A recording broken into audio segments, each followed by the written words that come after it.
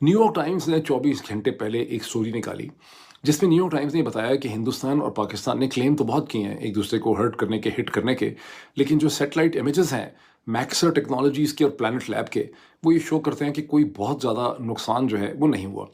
और पाकिस्तान ने जो मिसाइल हमले किए हैं उससे तो हिंदुस्तान को कुछ भी नहीं हुआ। यानी हिंदुस्तान ने जो मिसाइल स्ट्राइक्स की हैं पाकिस्तान के अंदर, दो तीन किस्म के उन्होंने मिसाइल्स यूज़ किए। आपको पता है पहले उन्होंने मेरा ख्याल स्कैल्प यूज़ किए जो फ्रेंच टाइप के थे, जो एयर टू ग्राउंड थे, जिसमें उन्होंने 24 मुकामात को हिट किया आज़ाद कश्मीर में, पाकिस्तान में, बहावलपुर के अंदर, मुरीदके में। और वो सारे जो हैं जिन जिन बिल्डिंग्स पे उनको जाके लगना था, स्कैल्प एक्यूरेटली जाके उन्होंने हिट किया और हम कुछ भी नहीं रोक सके। उसके बाद उन्होंने ब्राह्मोस यूज़ किए जो रशियन और इंडियन ताउन से इश्तराक से बने हैं, और उन्होंने जहाँ जहाँ वो मारना चाहते थे खासा प्रिसाइजली उन्होंने हिट किया। और पाकिस्तान ने किसी किस्म के सैटेलाइट इमेजेस नहीं दिखाए, जबकि हिंदुस्तान की आर्मी एयरफोर्स वगैरह ने अपनी ब्रीफिंग्स में वो सैटेलाइट इमेजेस दिखाए। बहरहाल New York times did not rely upon दो सैटेलाइट इमेजेस। उन्होंने अपने सैटेलाइट इमेजेस लेके अपनी स्टोरी में दिखाए हैं और वो मैंने देखे हैं बहुत गौर से। और सैटेलाइट इमेज दिखाते हैं कि बुल्हारी जो है, जहाँ F-16 होते हैं, जो कराची से कहते हैं कि 100 किलोमीटर 100 मील दूर है, वहाँ पर उन्होंने जिस हैंगर को निशाना बनाया, उन्होंने पहले का इमेज दिखाया है, हमले से पहले का और हमले के बाद का, और वो हैंगर का एक हिस्सा जो है बिल्कुल तबाह हो गया है। इसी तरह से उन्होंने नूर खान एयरबेस के ऊपर जो हमले हुए हैं वहाँ पे भी दिखाया उन्होंने कि बिल्डिंग कैसे डैमेज हुई है। फिर उन्होंने जो रहीम यार खान में हमला है वो भी दिखाया।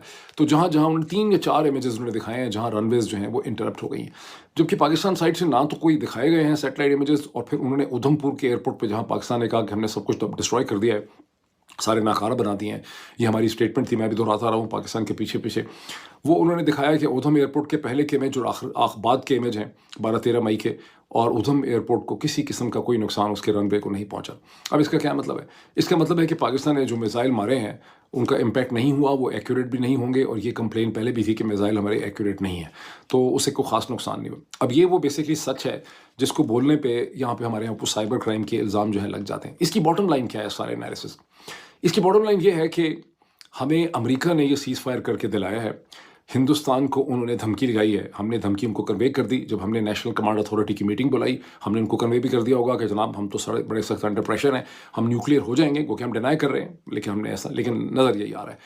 और दूसरा उनको ट्रेड की धमकी थी।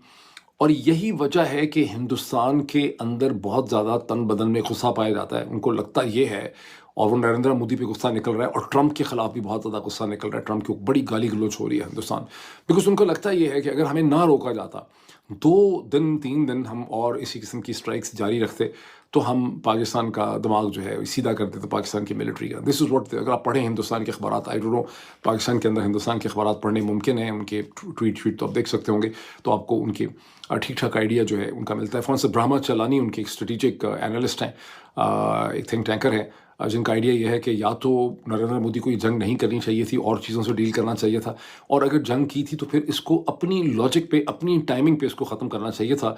कि जो डोनाल्ड ट्रंप के प्रेशर में आके सीज़ फायर किया है, इससे हिंदुस्तान की साख को और उसके इम्पैक्ट को बहुत ज़्यादा नुकसान हुआ है। और अगर ये 24 अगर और 48 घंटे में, खुद भी इसको मैं देख रहा हूँ कि अगर ये जिस किस्म की एक्यूरेट स्ट्राइक्स उन्होंने की हैं हमारे एयर स्ट्रिप्स पे, अगर 48 घंटे तक और वो ये स्ट्राइक्स हर 6-6 8-8 घंटे के बाद करते रहते, तो बहुत कम हमारे पास ऐसे रनवेज रह जाते। और फिर ठीक है कि रनवेज को आप जल्दी रिपेयर भी कर लेते हैं, लेकिन हमारे लिए ठीक ठाक क्राइसिस खड़ा हो जाना था। और फिर हमने देखा कि हम प्रैक्टिस कर रहे थे कि हम मोटरवे से भी इस्लामाबाद लाहौर के दरमियान उड़ा सकते हैं, शायद पेशावर इस्लामाबाद को भी इस्तेमाल कर सकते होते, लेकिन तो क्या इंडिया के ब्राह्मोस मिसाइल्स जो हैं वो हमारी मोटरवेज पे भी जगह जगह शगाफ नहीं डाल सकते थे। तो I think it was a huge crisis for Pakistan, जिसमें अमेरिका ने और डोनाल्ड ट्रंप ने पाकिस्तान को इसमें से बेल आउट किया है। और इसमें से ये गलत मतलब अब नहीं निकालना चाहिए, और मेरा ख्याल है निकाल भी नहीं रहे होंगे। पब्लिक को बेवकूफ़ बनाने के लिए, फुद्दू बनाने के लिए और किस्म की कहानियाँ होती हैं, अंदर आपको हकीकत पता होती है कि आप बार बार अमेरिका को भी यूज़ नहीं कर सकेंगे, और ना ही आप बार बार न्यूक्लियर कार्ड जो है वो प्ले कर सकेंगे। इसका मतलब ये है, इसका मतलब है कि बहुत देर तक हिंदुस्तान के अंदर कोई हमारे रिलेटेड जो है गंद नहीं होगा, कोई बड़ी चीज़ नहीं होगी। हाँ, अब वो खुद पैदा कर लें, अगर वो खुद को ही कल कोई चीज़ पैदा कर लें हमें ठोकने के लिए, सज़ा सुनाने के लिए, वो एक अलग चीज़ है। लेकिन मुझे लग रहा है कि हमारी साइड को अच्छी तरह से समझ आ गई है, और कहानी और सुनाई जा रही है, असल हकीकत जो है वो और है। आई एम सॉरी टू से कि आपके जज्बात को बहुत ठेस पहुँच रही है, लेकिन हकीकत को समझना जो है ना, यही साइबर क्राइम है। और हकीकत को समझना जो है वो बहुत ज़रूरी, हकीकतों को समझ के ज़िंदा रहें, इसी में आप सबका फ़ायदा है। अच्छा जी, आगे चलते हैं। ये भी माइंड में रख लें कि 1971 की